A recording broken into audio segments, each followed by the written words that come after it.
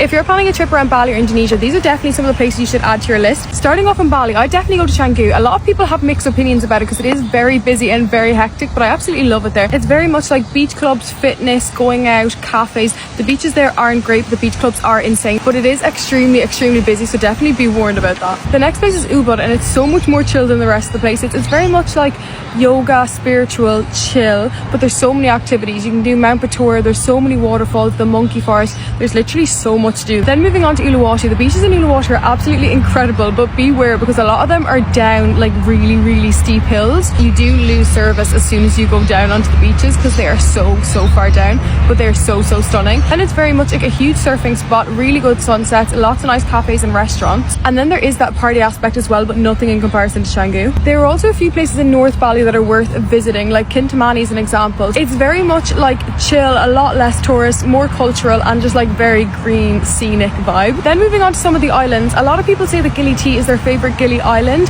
To me, I absolutely loved it when I was there because I was there for a party when I went, but it is very much a party island, and obviously when you go there you can do tours to the other islands as well. Then Gili Air is like somewhere in the middle, so it's not very touristy, very chill. It's not a party island whatsoever. The vibe there is kind of, you rent a bike and you explore the whole island. It's a very small island. It is absolutely gorgeous. I loved it there so much. Like, I had the best time. It's definitely probably my favourite Gili island. Then on the other side of it, Gili Meno is so quiet. Like, you will see tourists, but like very little.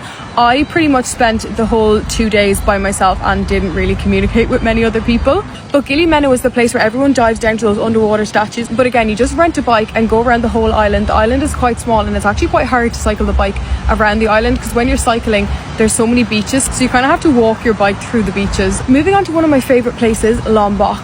Lombok is so stunning. Gives the same vibe as Bali, but so much more chill and so many less tourists. There's still tourists there, like you will see tourists all the time, but it's just so much more chill. The beaches there are absolutely gorgeous and like a little bit more untouched. It's very much like a surfer place as well. Then you can drive around 2 hours up north of Kuta Lombok and you can go to a place called Tetu Batu. It's very not made for tourists, but it's so local. It's really green. It's all about the scenery, waterfalls. Like, it is so beautiful. And then when you're in the Tetu Batu area, I didn't do this, but Rinjani is there as well, so if you wanted to hike that, it's also an option. And then lastly is East Java, but this is very much a different holiday to Bali. I feel people mainly go there to hike Mount Bromo and the Ijen mountain, and it honestly looks so incredible, but it's definitely not your typical like sun beach holiday. That is everywhere I have on my list for now, but there are so many more places that you can visit in Indonesia. This is definitely a good guide to follow if it's like your first time in Indonesia or your first time backpacking around Asia.